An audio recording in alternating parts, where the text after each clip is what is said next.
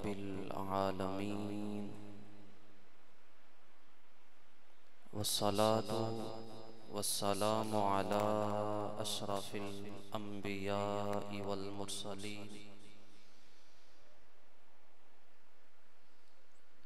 व अला आलिहि व अस्हाबिहि व अज़वाजिहि व इत्रतिहि व औलियाइ उम्मतिहि अजमाइन।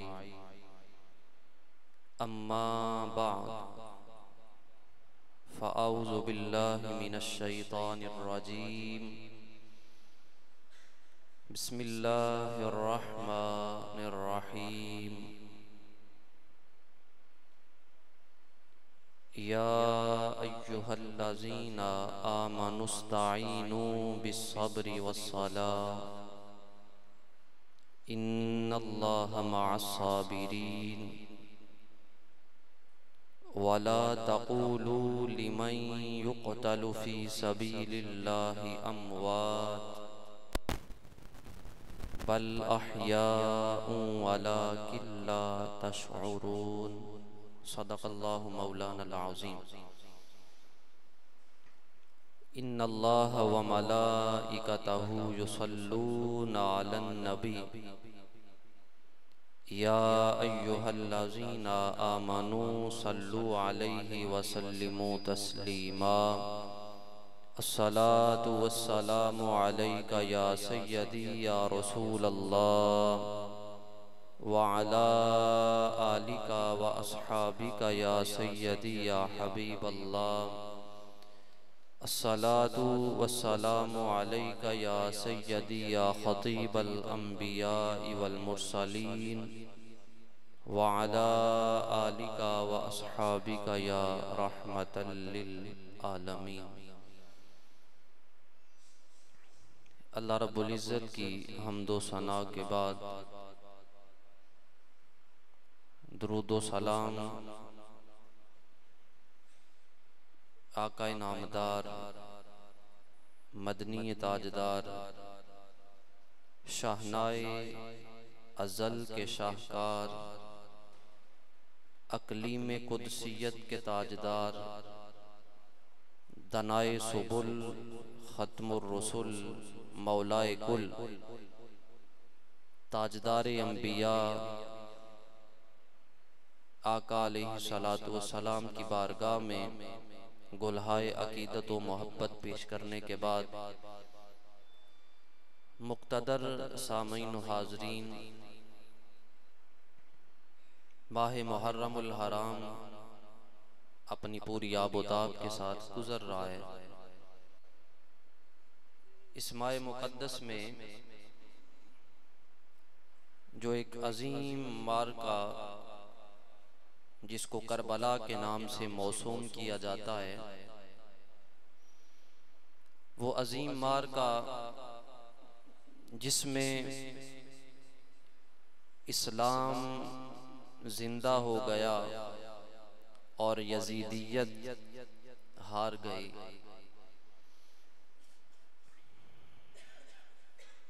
इस अजीम मार्का में फर्जंदान इस्लाम शहीद हुए। तो आज का जो मेरा मुख्तसर सा उन्वान है वो है कि शहीद जिंदा है। अल्लाह रब्बुल इज़्ज़त ने कुरान पाक में इरशाद फरमाया वला तक़ूलू लिमन युक़तल, कि तुम उनको मुर्दा ना कहो जो अल्लाह की राह में शहीद किए गए।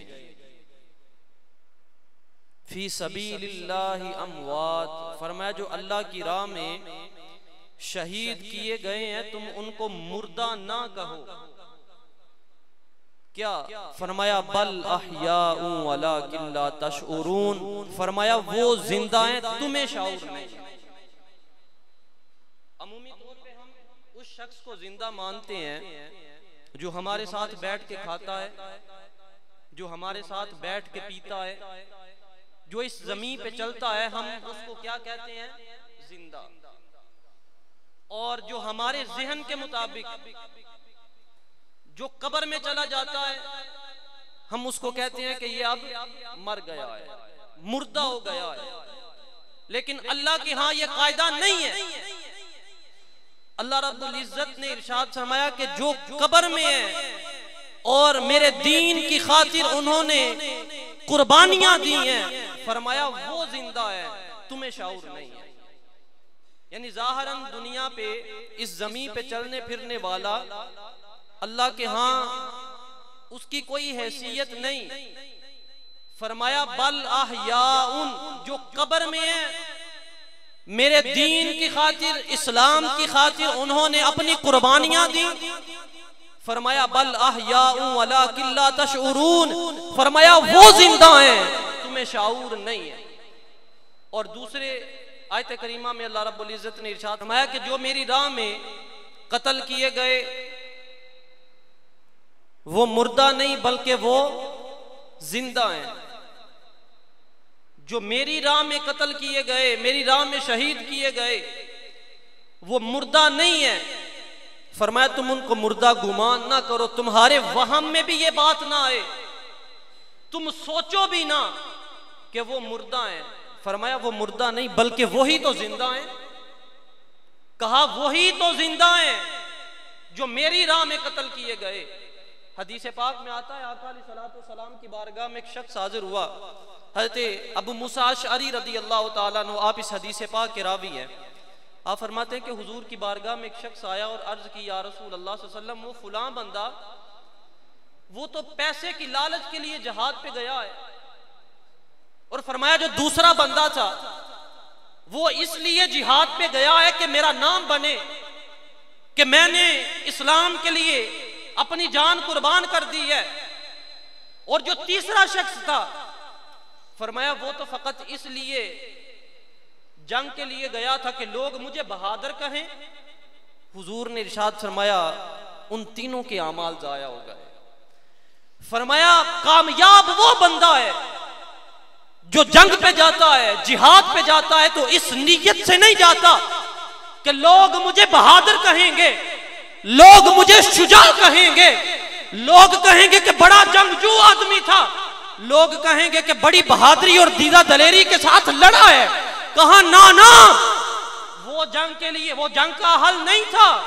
फरमाया असल कामयाबी उसी बंदे को मिलेगी जो अल्लाह की राह में शहीद होता है और दीन इस्लाम के लिए अपना तन मन धन हर चीज कुर्बान कर देता है। और फरमाया जो दीन इस्लाम के लिए जंग पे जाता है और अपनी गर्दन कटवा देता है, फरमाया अल्लाह की बारगाह में वही जिंदा है। फरमाया अल्लाह की बारगाह में वही जिंदा है जो जंग में जाता है तो इस नीयत से नहीं जाता कि लोग मुझे बहादुर कहें। फरमाया फकत इस नीयत से जाता है कि अल्लाह का दीन बुलंद हो जाए। फरमाया वो बंदा जिंदा है। और अब जो शख्स कब्र में चला जाता है शहीद होने के बाद, शहीद का माना है गवाह, गवाही किसी सूरत में ले ले। गवाह उस बंदे को कहा जाता है कि अगर किसी बंदे के सामने कत्ल किया जाए या किसी बंदे के सामने कोई ऐसा कारनामा किया जाए और फिर अदालत उज़्मा उस बंदे को बुलाए और उसने अपनी आंखों से वो सारा मंजर देखा हो, उसको कहते हैं गवाह। और अगर अरबी में उस लफ्ज को ले आए तो उसको कहते हैं शहादत, कि वो बंदा शहादत के लिए वहां अदालत उज़्मा में गया है या पंचायत में चला गया शहादत देने के लिए। तो शहीद, इसका मतलब क्या हुआ कि शहीद गवाह है।